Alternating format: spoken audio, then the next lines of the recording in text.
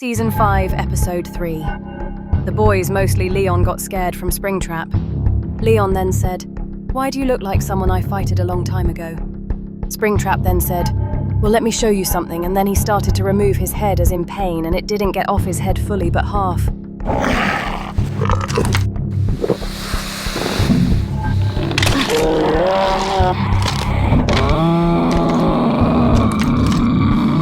Then Leon saw that it was William Afton, as he has been rotting inside the suit after their fight, and the spring locked. His flesh was rotting and still inside the suit, and Springtrap started to bleed blood, and then Springtrap took his helmet again. Springtrap then said, "Now you know who I am," while going forward to Leon.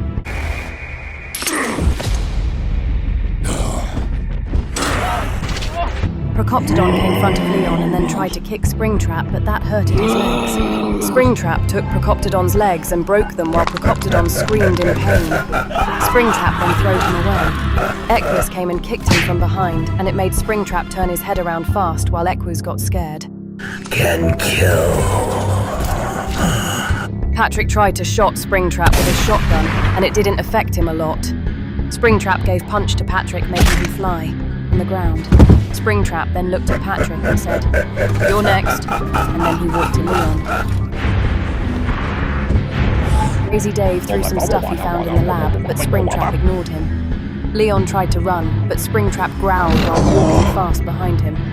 Leon came to a section where it was a testing for hybrids. Leon figured out he maybe could trap Springtrap here. Springtrap then came and said, "So Leon, why did you let me become a robot?" How could you do that? Leon said, "So you can suffer what you did to people who loved you." Springtrap laughed and said, Oh, come on. Stop whining with fear. If I wanted to kill you, wouldn't I have already done that? Then what do you want from me? I can taste the fear in your breath. It is time. I will make you suffer. Suffer like so many of the others. I am here to claim what is left of you. Do you think something will change in your life? Do you think someone will help you to achieve something? "It was good to know you." And as he walked toward Leon, Equus came again and gave Springtrap a kick, making him go inside a machine, and then Leon locked him there and they went back. You will not be spared. You will not be saved. Leon saw that Procoptodon's legs was broken and he can't run or jump but walk slowly. Leon then remembered that he has the button to call Argentavis, and he did it. Argentavis told that he will be there shortly, but then Springtrap broke the lab door and came back. Leon screamed to Procoptodon to hide until Argentavis comes to save him, then ordered everyone to attack Springtrap, and they all did it. Leon and Patrick shot with their automatic gun while Equus kicked behind and Crazy Dave attacked his panther. Springtrap got mad and then screamed enough and then took Crazy Dave up and throwed him outside of the lab, breaking the window. Springtrap also took Equus' legs and broke them, and Equus screamed in pain. Springtrap then said "Goodnight, horsey," and crushed his head, killing Equus. He throwed him close to Procoptodon, and they got scared looking. Trap then looked at Patrick in a scary way as walking to him.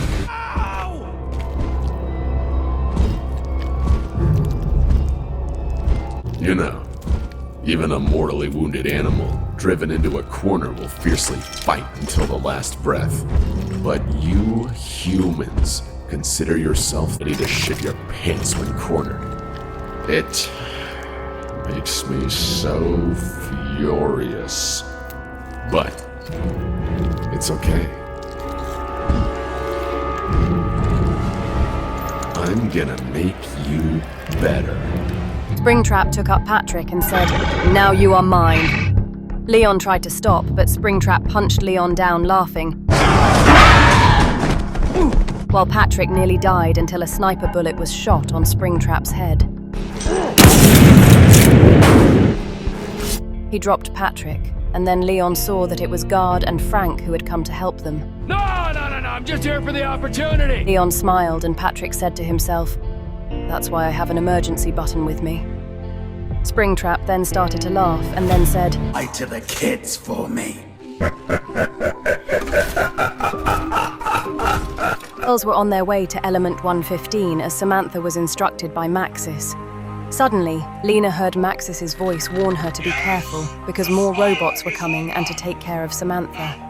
Confused and frustrated, Lena questioned why he couldn't leave them alone, to which Maxis replied that there was so much to tell, but they needed to get to the lab first. Just as he went offline, Lena noticed the approaching robots and exclaimed that they were coming. Both girls prepared for battle, and Samantha exclaimed in disbelief about the sheer number of robots Dr. Nefarious had. Tact and Samantha then said, "How many of these robots does Dr. Nefarious have? Geez." They all started to attack them, but then a shock electro came and the robots died. Lena's arm went offline and Liana said, "Oh well, there goes my power." They then turned around and saw that it was Panzersoldat who did survive. Not only that, but the most shocking part was when they saw that it was Kenny inside the suit. They all got shocked, but then Emma lost focus and Panzersoldat shot her explosive near her and it injured her badly hard. Emma took out her revolver that she was saving and shot the grenade launcher gun Panzersoldat was holding, and it broke and exploded.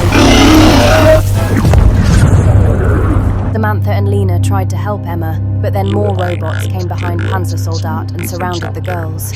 Samantha knew they couldn't do anything, and Barbara was the only one standing. Panzersoldat ordered the robots to attack and vanished. The robots started to approach them, but then they got shot and destroyed by a harpoon gun one by one as someone with a giant hammer intervened. Soldat then looked around and started to scream, but then he got shot by harpoon gun on his stomach. He got trapped and he took the harpoon ammo and dragged it toward himself. Then Jenny flied toward him, making her sad to see Kenny inside the suit. Barbara screamed to Jenny, "Come over here now!" But Panzersoldat took her up while looking at her. Jenny said, "I am sorry," and tried to shot him, but he slammed her down and was ready to crush her until a harpoon gun was shot behind Panzersoldat, making him finally fall down. Girls got shocked and looked to Samaya that had came with Jenny to help them, and for reward she would be free from prison. Samantha said, "What is this girl doing here?" Samantha got angry and started to go toward her to attack, but Jenny said that she is helping them while Barbara holds Samantha. Complete hard-boiled Weasley! You show up here after weeks! Swear to it. Samantha screams, "Thanks to you I was a dancer while you drank and laughed at me," Maya said. "Well, that was then. Now it's a new time and we better focus on stopping the mastermind. Besides, why would I kill this robot if I wanted you dead?" Make the unbreakable vow. Samantha calmed down and Jenny said she has a point. "Come on, let us help Emma by calling the doctor I met." Maya then said, "Beside, when I am done here, I will leave you all and go my own way." As Maya said it, she started to walk, and Samantha did not look happily at her. And why should I do that? Samantha then said, "Who is our doctor?"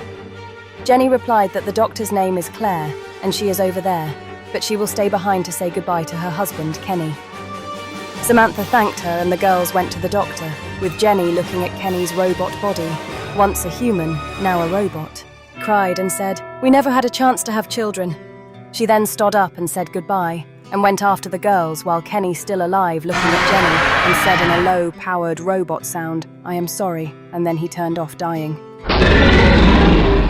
When the girls came to the small house, they screamed for Claire's name. Maya was quit, but then Claire came out and Samantha said Claire. Just then, Samantha remembered that it was Claire from the lab before her and Leon got tranked. Claire then said, "Hello, Samantha, long time no see," while smiling. Hello, Samantha. Jokers were still hiding as they were scared from Robot Diego. Diego went into the forest and the Jokers smiled as Rainbow Chicken said, "Well, we survived the hunter." But then a growl sound came behind them, and as they turned around, they saw Diego looking at them creepy. The Jokers looked at Pingu and he said, "What?" Parrot joked, "He is here for you." And then Diego roared at them and the Jokers started to run while screaming. Diego jumped front of them and they got face to face with Diego again, and he was much scarier this time. Big Tooth's was now metallic and his eyes was shining red. Parrot joked, "We are now lunch to this big kitty toy." Diego then jumped to attack, but then Beelzebufo and Matchop came and kicked Diego out of Joker's way.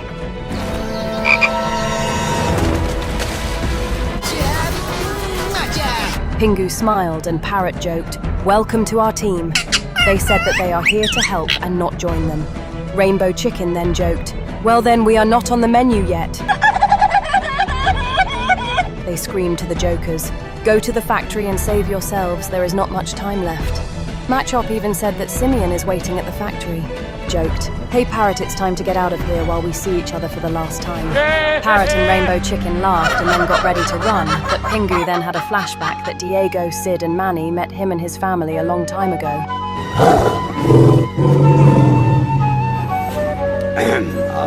That pink thing is mine. No, actually that pink thing belongs to us. Us? You two are a bit of an odd couple. There is no us. I see. They had a good time until Sid and Manny died by a Nazi scientist and made Diego turn to the dark side, and now there is no one left. Pingu then said, "We have to stay and help them, we can't just leave them here alone." Parrot joked, "Sure, we can stay and die," while Rainbow Chicken laughed. He was not joking, and Parrot then said, "No, we can't lose you yet." Pingu then started to attack Diego. As he tried, Beelzebufo kicked Pingu back and said, "You're not going to die until you stop the robots." Parrot and Rainbow Chicken dragged him away from Diego and joked that he can die as a robot, but not as a organic penguin. And they started to run to the factory scared. Diego later killed them both by Beelzebufo's head was cracked and taking out from his skull while the brain got destroyed, and for Machop he scratching his stomach. Fall down dead, while Diego looked back and roared in a broken robot voice as he started to follow the Jokers slowly and saying it's time for revenge.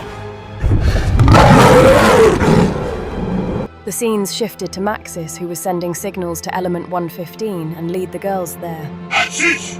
Now, complete the device! Do it! Himself. "Soon, my daughter, you and I will be together again after all these years." While he talked, Dr. Nefarious was secretly watching Maxis from a small camera and said,